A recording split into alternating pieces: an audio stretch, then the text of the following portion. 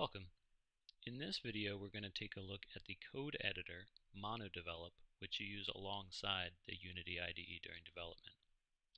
When you download Unity from unity3d.com, you'll see a folder structure similar to this. I have a shortcut dragged to my desktop.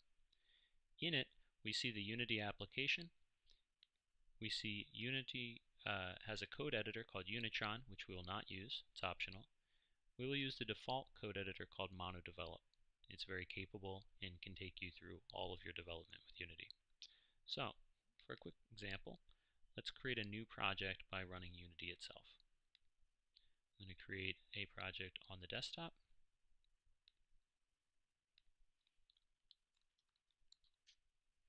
And leave all the defaults.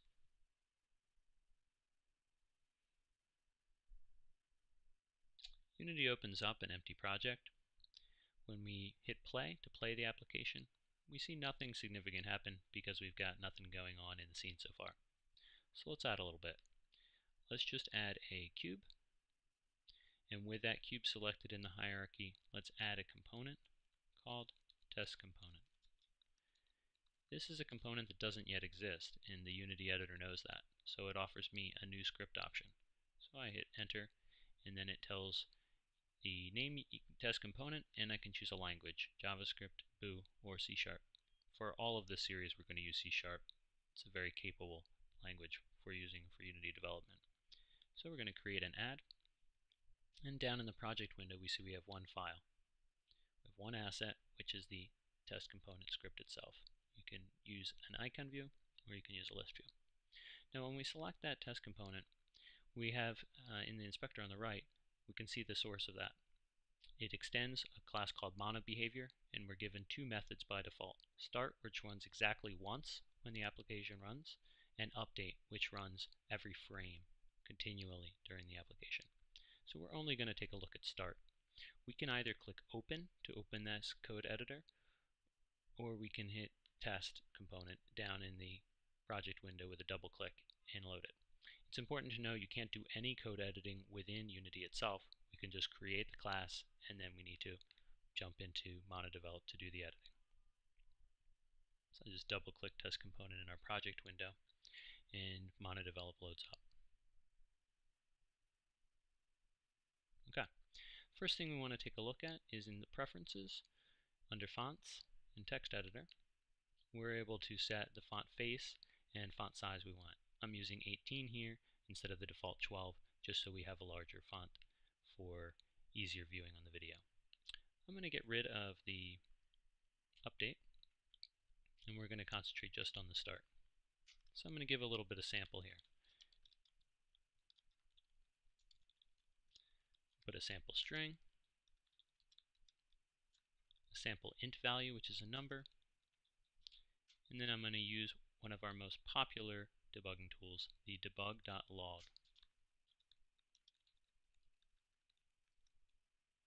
where I'm able to output a string, the value of any variables.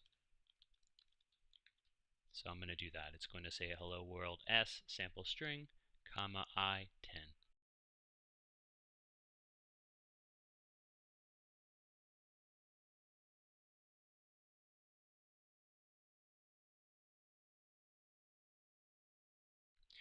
Now, what we need to do to jump back into Unity and see the results is just go to File and Save, or hit Command S or equivalent on the PC, and then we tab back into Unity. We see that the preview on the right has updated with the changes that we made to that script, and we just go ahead and hit play. In the console window, we see hello world s sample string, comma I colon 10.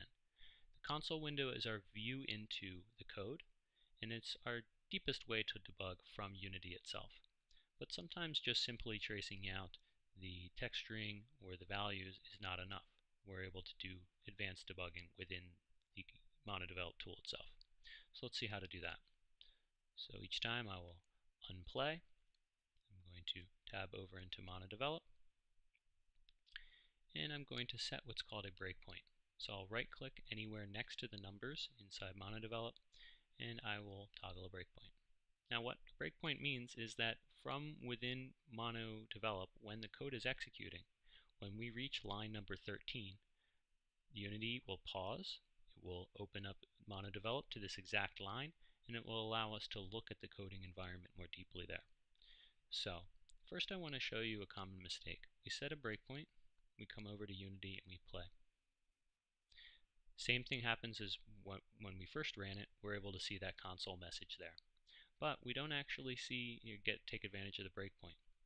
It's because we forgot to do something. So let me unplay, come back, and under the Run menu, we need to do a one-time change. We attach the process of the MonoDevelop tool to the Unity editor.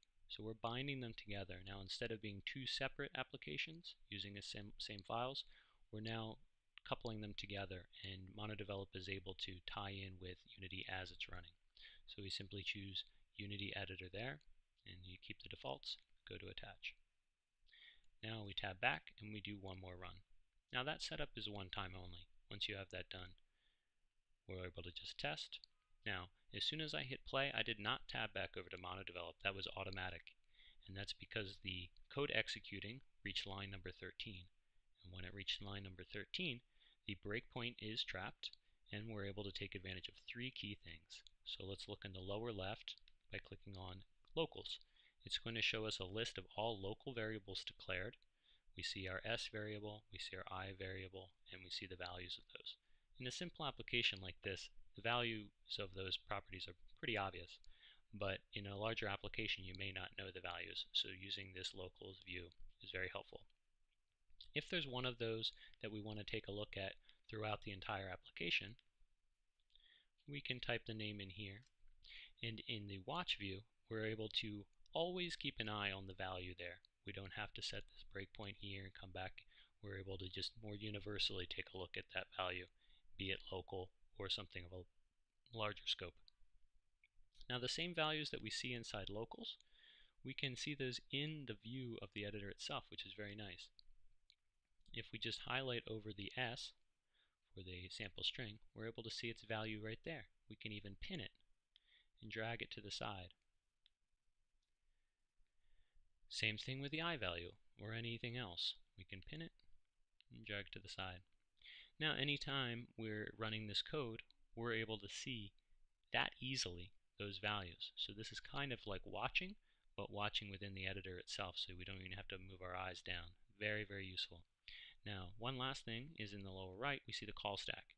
That reminds us where in the execution of the entire application we are. So we can see we are in test component class in its start method. In a larger application, that call stack can be more valuable to help us pinpoint exactly where we are. So each time we want to continue from where the breakpoint is, we go to Run and Continue, or you can see the shortcut there on Mac, or equivalent on PC. And when you run that, red indicates that this breakpoint is set, but we're not currently on it. The execution is continuing to run. So we'd come back to the application, we'd be able to take advantage of rerunning the application from Unity, and so let's just do that. Here we run it again, we hit that breakpoint again, and we're back. When we're done with that breakpoint, we can simply right-click, toggle it again. Right-click and toggle breakpoint. And that arrow shows that we are on this line, but we don't have the circle there indicating that it's a breakpoint we will use the next time we run through. So we run and continue. We're done with breakpoints. Run it again. And then we see we don't jump back because that breakpoint is no longer set. So breakpoints can be toggled on and toggled off depending on what you care about at a given time during your development, and the console window always reflects the debug.logs.